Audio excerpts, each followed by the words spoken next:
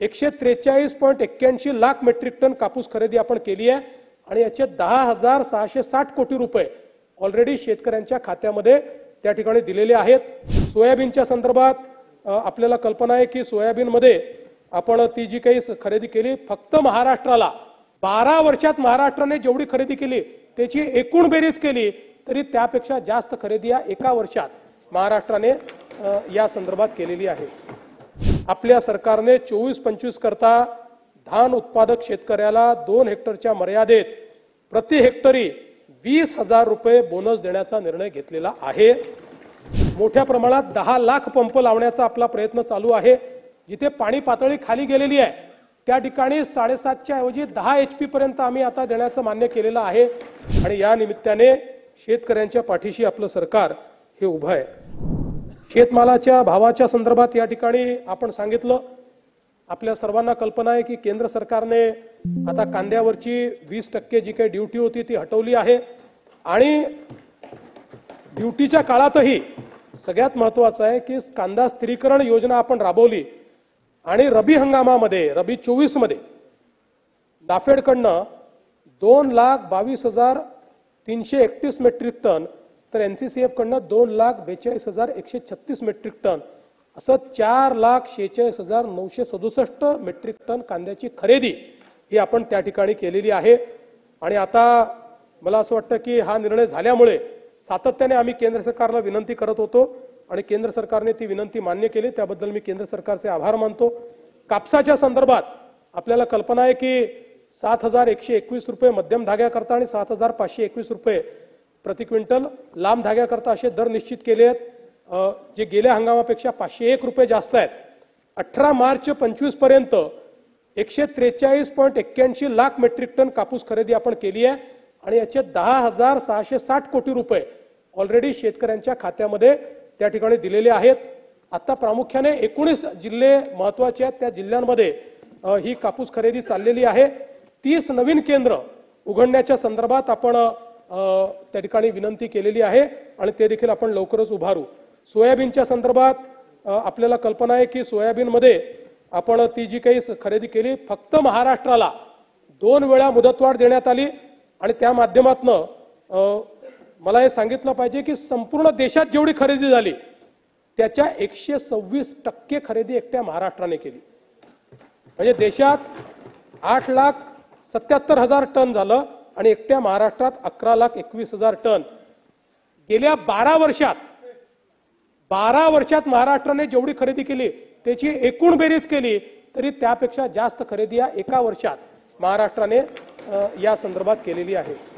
तुरीच्या संदर्भात 7,550 रुपये प्रति क्विंटल एवढा भाव हमी भाव दिलाय। 550 रुपये तो मागील वर्षीपेक्षा अधिक आहे आणि साधारणपणे त्या संदर्भात आपले जे मार्केट इंटरव्हेन्शन 25% खरेदी अशा प्रकारची जी योजना आहे त्यात खरेदी सुरू झालेली आहे। त्यामध्ये जवळपास 2,97,430 मेट्रिक टन खरेदीची व्यवस्था आपण उभारलेली आहे। नाफेडकडनं 459, NCCF कडनं 160 अशा 619 खरेदी केंद्रांची सुरुवात झालेली आहे। तिथे खरेदी प्रक्रिया सुरू आहे। 66,572 शेतकऱ्यांनी नोंदणी केलेली आहे आणि 1,12,863 क्विंटल एवढी तूर आपण ऑलरेडी खरेदी केली आहे। हरभऱ्याकरता 5,650 प्रति क्विंटल इतका हमीभाव जाहीर झाला आहे आणि 24 मार्च 2025 पासून आता त्याच्या नोंदणीची प्रक्रिया आपण प्रारंभ केली आहे।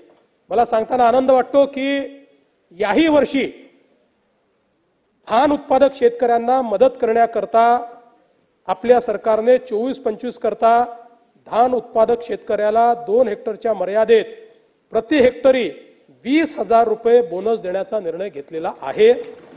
1,800 कोटी रुपये याला लागणार आहेत आणि या निमित्ताने शेतकऱ्यांच्या पाठीशी आपलं सरकार हे उभं आहे। खरं म्हणजे एक अतिशय दुर्दैवी घटना आपल्याकडे झाली ती म्हणजे कैलास नांगरे या पुरस्कार प्राप्त शेतकऱ्यांची आत्महत्या। त्यांची मागणी होती की संत चोखामेळा सागर प्रकल्पातील शिल्लकचे पाणी हे खडकपूर्णा नदीत सोडले जाणारे पाणी जलसंधारण विभागातील शिवणी आरमाळ येथील लघु प्रकल्प डाव्या कालव्याद्वारे सोडावे। आता याच्यामध्ये मुळातच त्यांची जी मागणी होती ती जागा कॅचमेंट एरियापासनं 8 किलोमीटर दूर होती आणि आताच हे जे काही पाणी उपलब्ध आहे हे तुटीचं आहे. म्हणजे या ठिकाणी 19,000 हेक्टरला सिंचन मिळेल अशा प्रकारची अपेक्षा व्यक्त करून हा प्रकल्पाची सुरुवात झाली.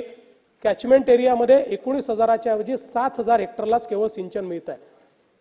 मोठ्या प्रमाणात या ठिकाणी तूट आहे आणि ही तूट असताना 8 किलोमीटर दूर ते पाणी नेणं हे शक्य नव्हतं.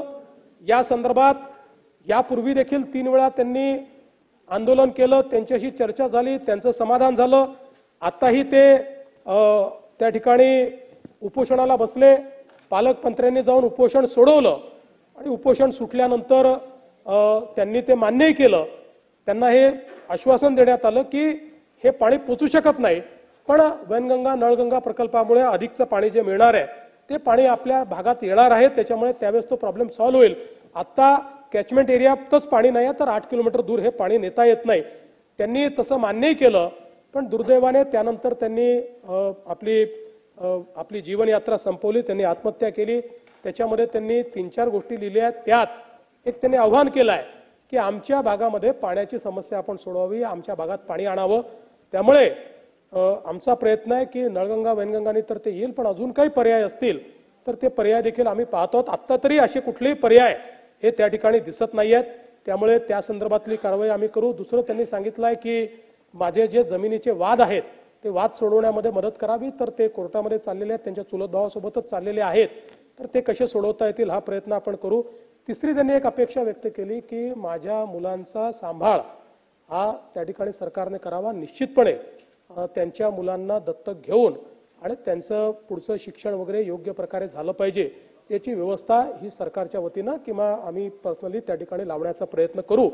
पण या निमित्ताने मला हे सांगितलं पाहिजे की राज्यातले सिंचन प्रकल्प जे आहेत हे गतीने पूर्ण व्हावेत याकरता आपण नाबार्डकडनं कर्ज घेतलेलं आहे आणि त्या माध्यमातून आपण जर बघितलं तर आता 75 अपूर्ण सिंचन प्रकल्प जे आहेत आणि 155 पूर्ण प्रकल्पाचं वितरण प्रणालीत सुधारणा अशी आपल्याला 15,000 कोटी रुपयाची आता गरज आहे.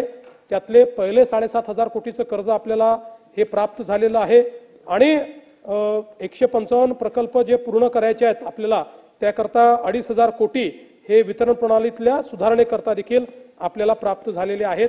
त्यामुळे आता सिंचन प्रकल्प हे त्याचं काम गतीने व्हावं या संदर्भातला आपला प्रयत्न आहे. गेल्या 2.5 वर्षामध्ये आपल्याला कल्पना आहे की आपण जवळपास 174 सुधारित प्रशासकीय मान्यता दिलेल्या आहेत.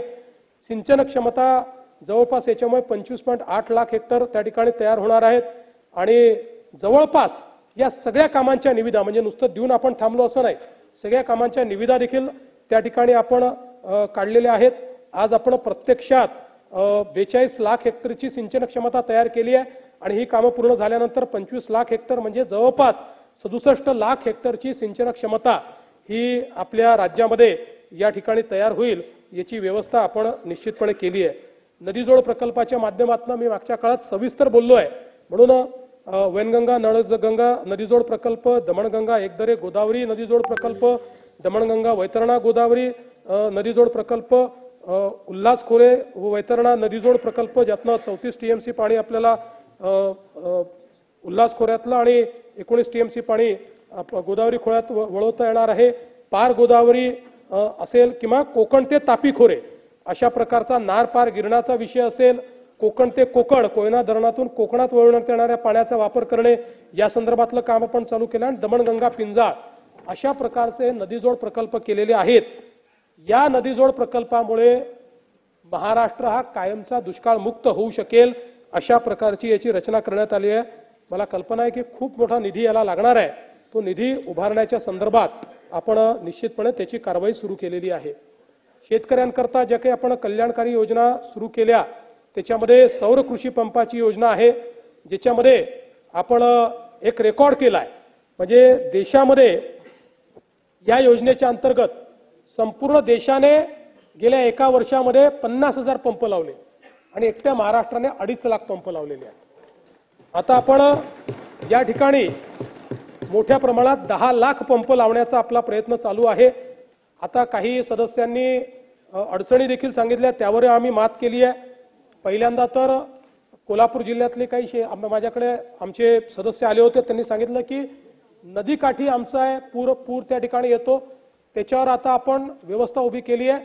केवळ 20,000 रुपये अधिकचा खर्च केला तर मोनोपोलवर आपल्याला ते उभारता येतं आणि कुठलीही अडचण न येता त्या ठिकाणी आपल्याला करता येतं। ज्या ठिकाणी मल्टिपल शेतकरी आहेत त्या ठिकाणी त्यांना एकत्रित करून आपल्याला बूस्टर त्याला लावून देता येतं। त्याच्यामुळे दूर शेती असेल तर तिथपर्यंत देखील आपल्याला पाणी नेता येतं। जिथे पाणी पातळी खाली गेलेली आहे त्या ठिकाणी 7.5च्या ऐवजी 10 HP पर्यंत आम्ही आता देण्याचं मान्य केलेलं आहे। पण टाळ्या वाजवण्याच्या आधी त्यातली अट समजून घ्या, 7.5 HP पर्यंत पूर्ण सबसिडी मिळेल। पुढच्या 2.5 HP ची सबसिडी याकरता मिळणार नाही की नियमाने 200 फुटाच्या खाली आपल्याला उपसा करता येत नाही, पण शेतकऱ्यांची अडचण पाहता आपण आता निर्णय गेला 10 HP पर्यंत देखील आपण देणार आहोत। त्यामुळे उरलेल्या 2.5 HP चे पैसे हे भरावे लागतील, कारण नाहीतर आपण अतिरिक्त पाणी उपसाला इन्सेंटिव्हाइज करतो अशा प्रकारचा त्याचा प्रयत्न असेल। त्यामुळे आता याही व्यतिरिक्त जर काही प्रश्न आले तर तेही प्रश्न आपण निश्चितपणे या ठिकाणी निकाली काढू।